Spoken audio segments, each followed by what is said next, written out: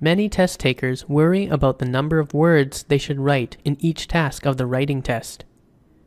There is a word counter that lets you know precisely how many words you have typed, but that doesn't mean that there are strict rules about exactly how many words you must write on the writing test.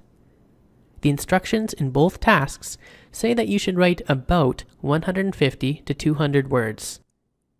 But that makes some test takers wonder what will happen if they write 145 words or 207 words. Will they lose points? The thing to remember about the writing test is that you are not being assessed on the number of words that you write. It's the quality of your written expression and whether you're able to fully follow the instructions that matters. Some people are able to express a lot using just a few words. Others use a lot of words without expressing very much. In general, it's a good idea to write close to 200 words. If you only write 145 words, it's quite likely that your response will seem undeveloped. The problem here isn't the word count itself. Adding 5 words in order to reach the minimum suggested word count of 150 probably isn't going to improve your response very much. It's possible that you may have written enough to get the score that you need, but you might want to consider adding more examples and supporting details to fully express your main ideas. Now, if you write a lot more than 200 words, then you should take a close look at what you've written. Have you repeated some ideas? Did you use a lot of extra words that don't really help to address the instructions? Part of the goal here is to do all that the task requires in a way that is concise and to the point. Remember that the writing test is measuring your ability to express yourself in ordinary day-to-day situations.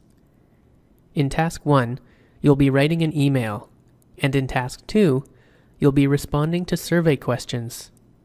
The reality of modern life is that everyone is really busy, and that written communication has to be clear and concise in order to be effective.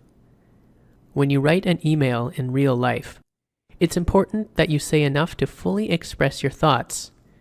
But if your email is too long, then your reader may not have the time or patience to read it all. Similarly, when you respond to a survey that has been sent to many people, you need to state your position clearly and provide sufficient details to support your views, but you need to do so within a reasonable word count. If you write too much, busy survey collectors may only skim your response for main ideas and move on to the next response. It can really help improve the quality of your response on the writing test if you keep in mind the demands that are placed on written communication in our fast-paced daily lives.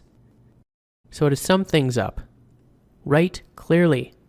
Support your ideas with details and examples. Avoid unnecessary words and phrases. It's much better to focus on these points rather than the exact number of words that you have written.